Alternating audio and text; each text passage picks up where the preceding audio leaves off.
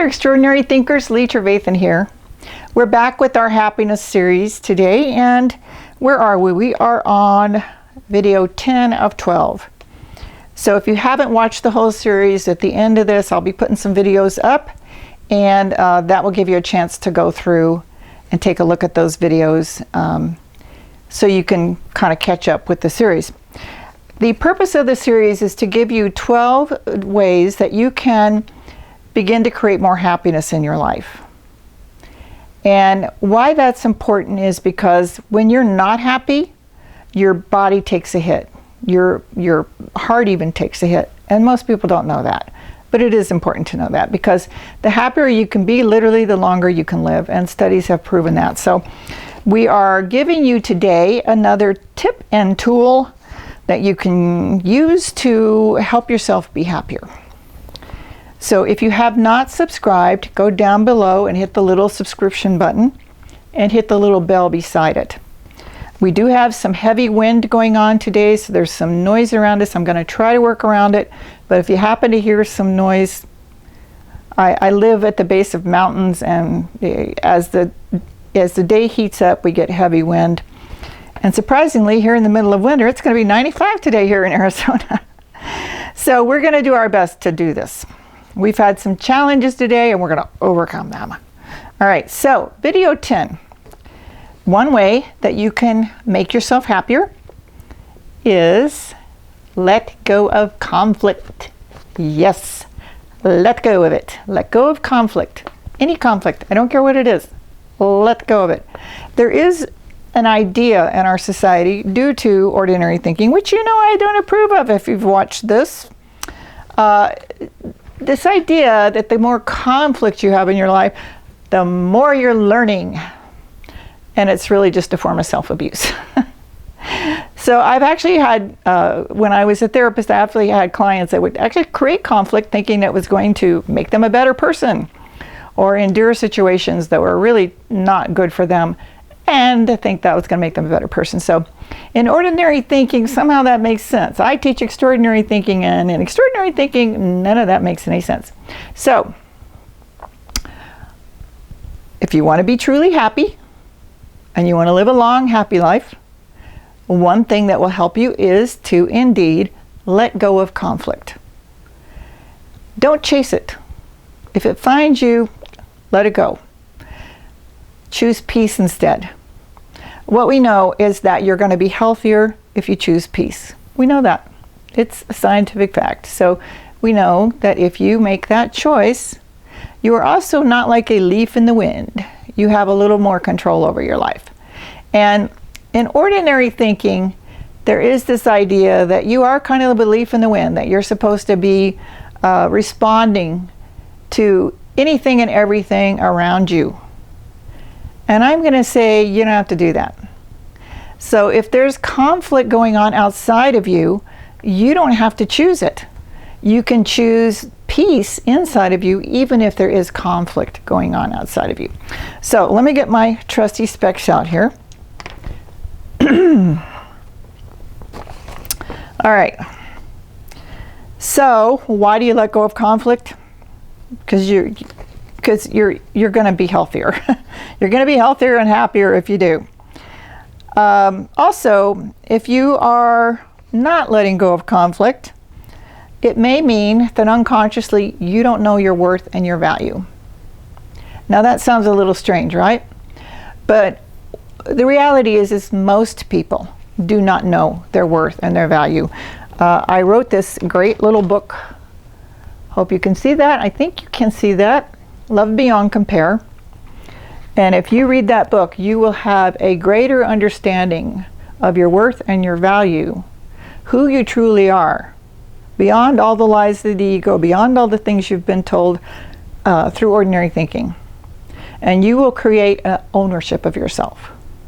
So let's talk about ownership. If you are engaging in a conflict a lot, it could even be something as simple as watching the news. Like, that'll do it. That can rile you up real fast, 10 minutes or less. Go time. So even if it's something as simple as that, it may mean that you don't really know your worth and your value. So I'm definitely putting a link to that book, the audio book, the companion books, everything down below. I will also put a link down below for my PayHip, which will allow you to go in and get some freebies from me that will help you along your way through this series and through life in general. So let's talk about worth.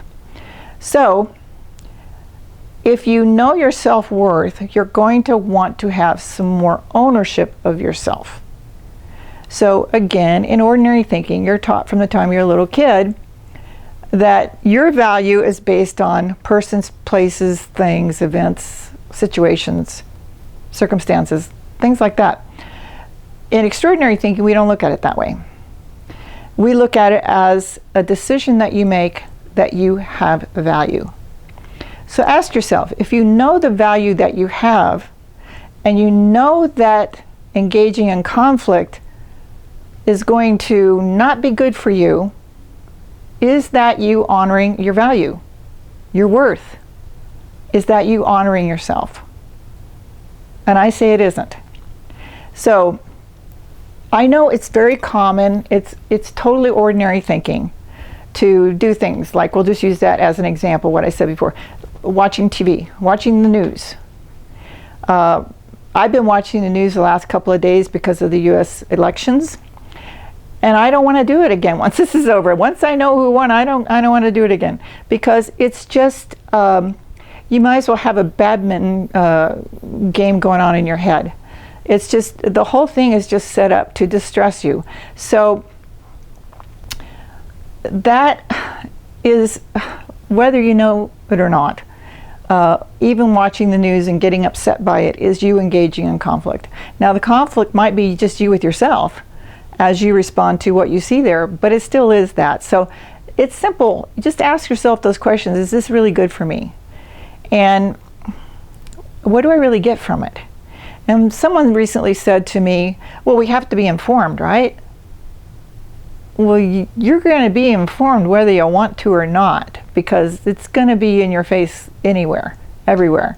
You're going to know what's going on in the world unless you live in a cave somewhere. So, and you have no access to the outside world, but you're going to know. Even if you go on and check your Facebook or your Instagram or something like that, you're going to know what's going on in the world. So it's always your choice to decide if you want to engage in conflict or not. And think, oh, there goes the wind. Sorry, I hope that's not bugging you. I'm going to try to get through it. If I have to pause, we'll have to pause. Conflict is everywhere around us, and conflict is also inside of us.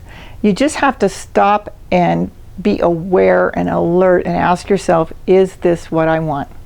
So again, we're going to keep this video kind of short and sweet, but I just want you to be thinking about areas of your life where you might consciously or unconsciously be engaging in conflict. Now, the video before this was about limitations. That if you fight for your limitations, you get to keep them. So conflict in itself is a form of limitation. And why I say that is because when you are at your happiest, you are peaceful. When you are not at your happiest, you're having some form of stress. Conflict is stress. Conflict is a limitation. So they all kind of go together. So make sure you watch the video before this one as well. So I just wanted to kind of step in here, give you that tip, that tool. You can be happier if you give up conflict. If you just decide not to engage, you can just decide not to engage. I always think about when I was divorcing the husband of my children, and he was not doing well with this. He was definitely creating conflict, you know, to the degree that I had to get a restraining order. And I had talked to my attorney, and you know, I was much younger then. This was a very long time ago. And you know, I said to my attorney, said, you know, he keeps calling me, and he keeps calling me these horrible names, and just being really mean.